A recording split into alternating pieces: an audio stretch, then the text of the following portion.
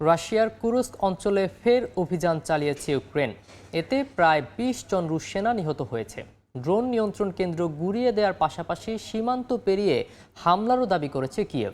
এর মধ্যেই যুদ্ধ থামাতে তুরস্কের সহায়তা চেয়েছেন ট্রাম্প। স্থানীয় সময় সোমবার রাশিয়ার কুর্স্ক ওব্লাস্টের তিয়তকিনো গ্রামে ইউক্রেনের ড্রোন হামলায় ধ্বংস হয়েছে একটি ড্রোন কমান্ড ইউনিট। ইউক্রেনীয় জেনারেল স্টাফ জানিয়েছে সেখানে অবস্থান করছিলেন রাশিয়ার গোয়েন্দা ও হামলাকারী ড্রোনের ক্রু। এতে বেশ কয়েকজন রুশ সেনা নিহত হয়েছেন বলেও দাবি করেছে কিয়েভ। একই সঙ্গে সীমান্ত পেরিয়ে কুর্স্কে ঢোকার নতুন চেষ্টা চালিয়েছে ইউক্রেন। মাইন ক্লিয়ারেন্স যান ও সাঁজোয়া বহন নিয়ে অভিযান শুরু হয় সোমবার ভোরে। রুশ সামরিক ব্লগাররা জানান সেতু উড়িয়ে দিয়ে শুরু হয় আক্রমণ। মস্কোর দাবি এপ্রিলেই কুর্স্ক পুরোপুরি পুনর্দখল করেছে তারা, কিন্তু ইউক্রেন জানায় ৯ মাস পরও কুর্স্ক অঞ্চলে তাদের সেনা মোতায়েন করা আছে।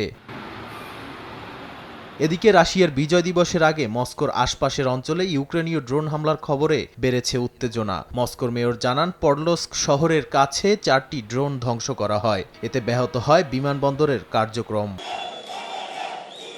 রাশিয়া ইউক্রেন যুদ্ধ বন্ধে এবার তুরস্কের প্রেসিডেন্ট রিসেপ তাইপ এরদোয়ানের সহায়তা চেয়েছেন মার্কিন প্রেসিডেন্ট ডোনাল্ড ট্রাম্প। ফোনালাপে সিরিয়া, গাজা ও ইরান ইস্যুতেও আলোচনা হয় তাদের। এ সময় যুদ্ধের দ্রুত অবসান নিয়ে আশা প্রকাশ করেন ট্রাম্প।